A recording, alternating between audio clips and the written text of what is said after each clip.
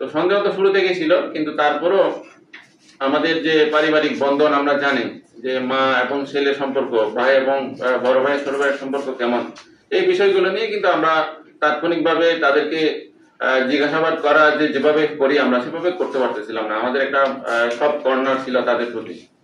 যেহেতু যে ছেলেটা আমরা যাকে আমরা অভিযুক্ত হিসেবে এখানে আমরা নিয়ে আসছি, রানা ছদ্মনাম দিচ্ছি আমরা, যেহেতু সে শিশু, তার আসল নামটা আমরা এখানে নিচ্ছি না। তো তাকে আমরা শুরুতেই যেভাবে জিজ্ঞাসাবাদ করার কথা ছিল খুব সবলি জিজ্ঞাসাবাদ করছি। সে শুরু থেকে এটা আমাদেরকে অস্বীকার করে এবং তার মার সাথেও আমরা কথা বলতে থাকি।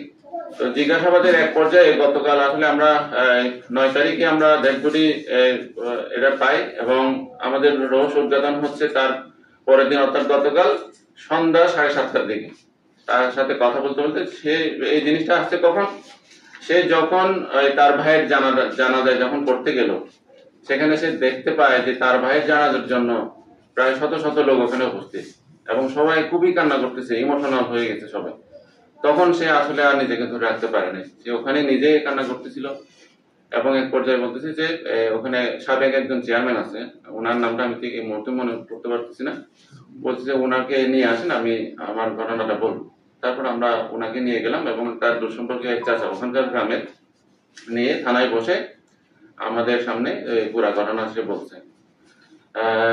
ঘটনা বলার পরে আমরা রাত্রিবেলা রাত 12টা 12:30টার দিকে আমরা তার দেখানো মতে যে দা দিয়ে সে তার ভাইকে হত্যা করেছে, এই দা এবং সে লুঙ্গি পরা অবস্থায় ছিল, সেখানে রক্ত মাখা ছিল, ওই লুঙ্গি আমরা উদ্ধার করেছি তাদের বাড়ির ভিতর থেকে। মূলত বিষয়টা হচ্ছে এখানে ওই যে আপনারা যে প্রশ্ন করছেন কি কারণে, এখানে কারণটা হচ্ছে তার বাবা হচ্ছে মারা গেছেন আরো 4 বছর আগে, কিন্তু তার বাবার একটা স্বপ্ন ছিল যে তাকে হাফেজ করাবেন, কোরআনের হাফেজ করাবেন, এই জন্য মাদ্রাসায় পড়তেছিল। তো বাবা মারা গেছে আরো 4 বছর আগে। এখন গার্জিয়ানশিপ হিসেবে যে দায়িত্ব পালন করা সেটা হচ্ছে বড় ভাই রাফি পালন করে। তো সাধারণত আমরা যেটা দেখি যে বাবা যেভাবে শাসন করে সে শাসনগুলো কিন্তু আমাদের কাছে তেমন একটা মনে থাকে না, কিন্তু ভাই হিসেবে যেভাবে শাসন করে বা ভাইয়ের শাসনটা হয়তো আমরা সেভাবে মেনে নিতে পারি না। আর সে তো এখন বা তার বয়স হচ্ছে 16 বছর, তো আরো 4 বছর আগে বাবা মারা গেছে, তার মানে 12 বছর থেকে তার ভাইয়ের যে শাসনগুলা এগুলা সে আস্তে আস্তে তার মনের মধ্যে মানে মেনে না নেওয়ার একটা প্রতিরোধ, বিদ্রোহী একটা ভাব, এই জিনিসগুলো আছে, কিন্তু ওই রকম না যে একেবারে মেরে ফেলতে হবে। তো এখানে আরেকটা বিষয় আছে, সেটা হচ্ছে 2 বছর আগে রাফি সে প্রেম করে একজনকে বিয়ে করে। তো এই বিয়েতে কিন্তু তাদের ফ্যামিলি কারোর মত ছিল না, ইভেন তাদের ওখানে কোনো আনুষ্ঠানিকতা হয় নাই, তাদের চাচারা যারা আছে তারাও মেনে নেয় নাই। তো এই বিষয়টা নিয়ে ওই ফ্যামিলিতে যখন আরেকটা মেয়ে আসলো, যেহেতু তাকে মেনে নিতে পারে নাই, এটা নিয়ে তাদের বউ শাশুড়ির সাথে, বউ দেবরের সাথে, বড় ভাই ছোট ভাইয়ের মধ্যে এরকম কিছু টুকটাক ঘটনা ঘটতেছিল, মানে এটা একটা পারিবারিক অশান্তি। এই জিনিসগুলো তার মনের মধ্যে আস্তে আস্তে আস্তে আস্তে করে কিছু ক্ষোভ, কিছু ঘৃণা, এই জিনিসগুলো তার মধ্যে চলে আসে। তো ঘটনার আগের দিন অর্থাৎ 8 তারিখ রাতে তার হচ্ছে 9 তারিখে তার একটা পরীক্ষা ছিল মাদ্রাসার মধ্যে। তো 8 তারিখ রাতে সে বড় ভাইয়ের কাছে 500 টাকা চায়। 500 টাকা চাই কি কারণে, হচ্ছে মাদ্রাসার মাসিক ফি। এই মাসিক ফি যখন চাইছে তখন বলে যে তোমাকে আমি 500 দিব না, তুমি তো মাদ্রাসায় যাও না, আর তোমাকে টাকা দিলে এই টাকাগুলো তুমি অন্যদিকে খরচ করো। তো এই কারণে সে দেয় না, একটু বকাঝকা করছে, বলছে আমি তোমার মাদ্রাসার শিক্ষক যারা আছে তাদেরকে সরাসরি দিয়ে দিব। তো এই কারণে সে তারপরের দিন সকালে ঘুম থেকে যখন উঠলো, তার মা ঘুম থেকে উঠছে কিন্তু 7টার দিকে।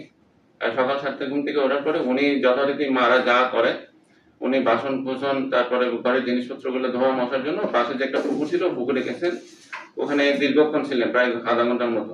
তো এর মধ্যে সে ঘুম থেকে ওঠার পরে দেখে যে ওই বড় ভাই যেখানে ঘুমাতো ওই রুমের মধ্যে দরজাটা খোলা।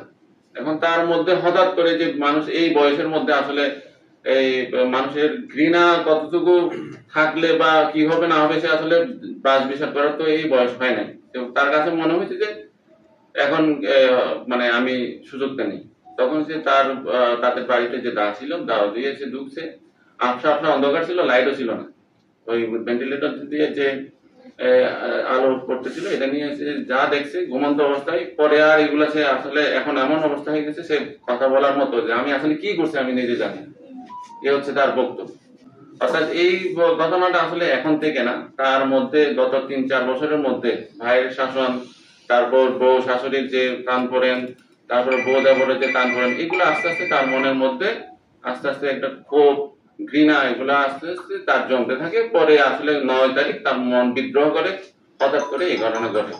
তো আহ, তাকে আসলে আমরা যেহেতু শিশু, আমরা শিশু হিসেবে তাকে তাকে ট্রিট করব। তাকে আমরা সাধারণত আদালতের মাধ্যমে সংশোধনাগারে পাঠানো হবে, সেখানে তাকে এসে যাতে কারেক্টেড হয়ে চলে আসতে পারে সেই ব্যবস্থা হয়তো আমাদের কারেকশন সেন্টার থেকে করা হবে।